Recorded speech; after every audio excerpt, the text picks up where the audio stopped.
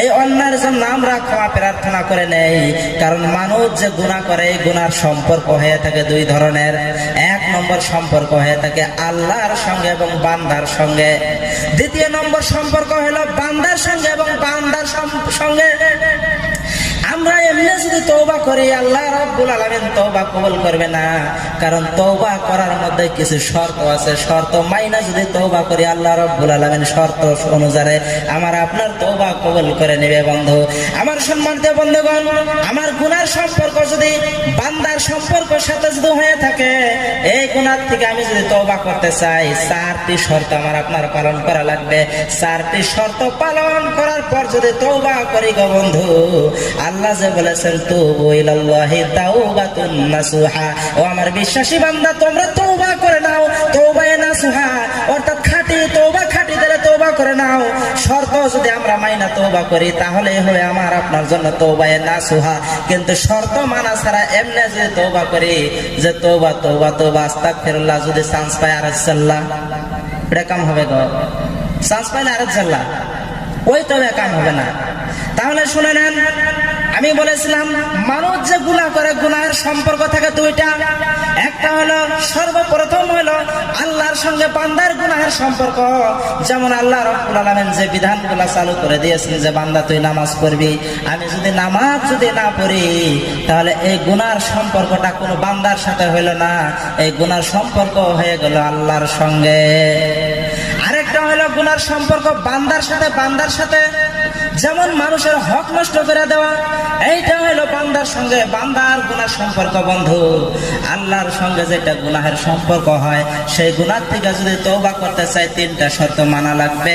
বান্দার সাথে যেটা গুনাহের সম্পর্ক, ওই গুনাহ থেকে যদি তওবা করতে চাই, তাহলে চারটি শর্ত আমার আপনার মেনে নেওয়া লাগবে। তিনটা শর্ত সর্বপ্রথম শোনা যাক। আল্লাহর সঙ্গে বান্দার সাথে যে গুনার সম্পর্ক, এই গুনাহ থেকে তওবা করতে চাইলে তিনটি শর্ত।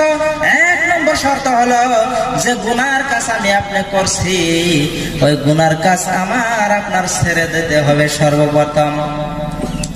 ধরে নেন যে নামাজ পড়ি নাই, রোজাও থাকি নাই, এইগুলা গুনার, আমার জিনা করে বেড়াই, এইগুলা গুনাহ আমার সর্বপ্রথম কাজটা ছাইড়া দেওয়া লাগবে, এক নম্বর শর্ত। দ্বিতীয় নম্বর শর্ত হয়েছে আমি যে গুনার কাজটা করেছি, ওই গুনার কাজের থেকে আমার সর্বপ্রথম নিজেকে শর্মিন্দা হওয়া লাগবে, যেটা আমি কেন করলাম।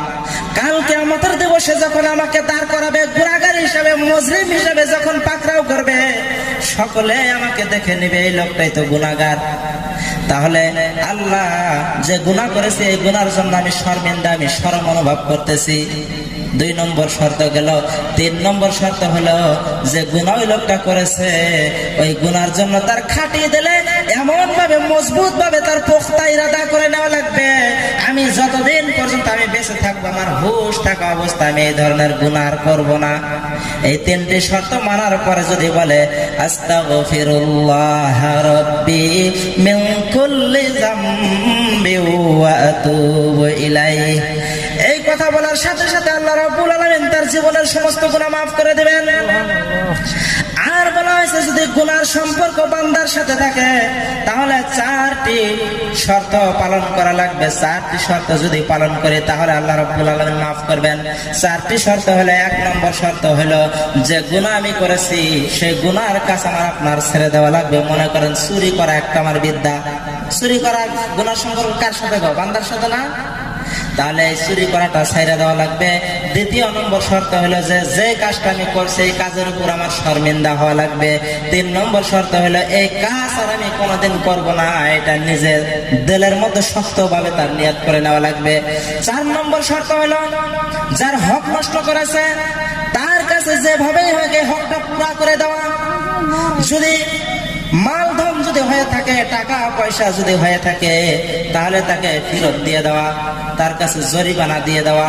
আর যদি এরকম বস্তু না হয়, ফেরত দেওয়ার কোনো বস্তু না, মনে করেন অন্যায়ভাবে একজনকে একটা গালি দিয়েছিলাম, এটা কি ফেরত দেওয়ার কোনো বস্তু?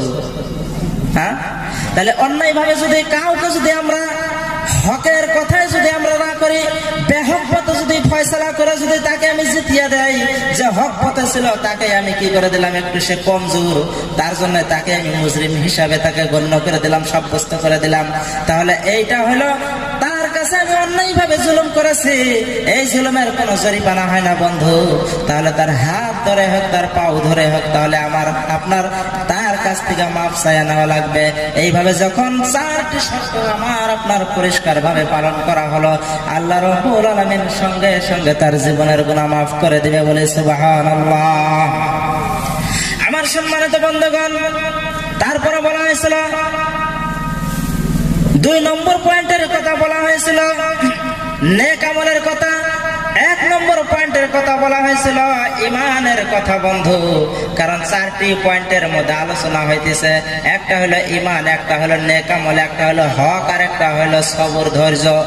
2টা চলে গেল বন্ধু, আর বাকি রইল 2টা হক, একটা হলো নেক আমল এবং ইমান। সম্মানিত বন্ধুগণ, এই 2টা বস্তু এমন একটা বস্তু একে অপরের সাথে জড়িত। যেমন একটা সাইকেল আছে, সাইকেলের যেমন 2টাই চাক্কার প্রয়োজন। একটা চাক্কা যদি না থাকে, আর একটা চাক্কা যদি আপনি স্বর্ণ দিয়া মুক্তা দিয়েও যদি বানান, বলেন সাইকেল চালান যাবে নি? যাব না। তদ্রূপ আমল এবং ইমান 2টা এরকম। আপনার যদি ইমান যদি থাকে আল্লাহর প্রতি, কিন্তু আমল নাই, তাহলে ওই রকম আপনি ডাইরেক্ট আল্লাহর জান্নাতে যাইতে পারবেন না। আর যদি আমল আছে কিন্তু ইমান নাই, তাহলে তো আল্লাহর জান্নাতে তবুও যাওয়া যাবে না। কারণ ইমান ছাড়া আমল দিয়ে যদি জান্নাতে যাওয়া যায় তোরে বন্ধু, তাহলে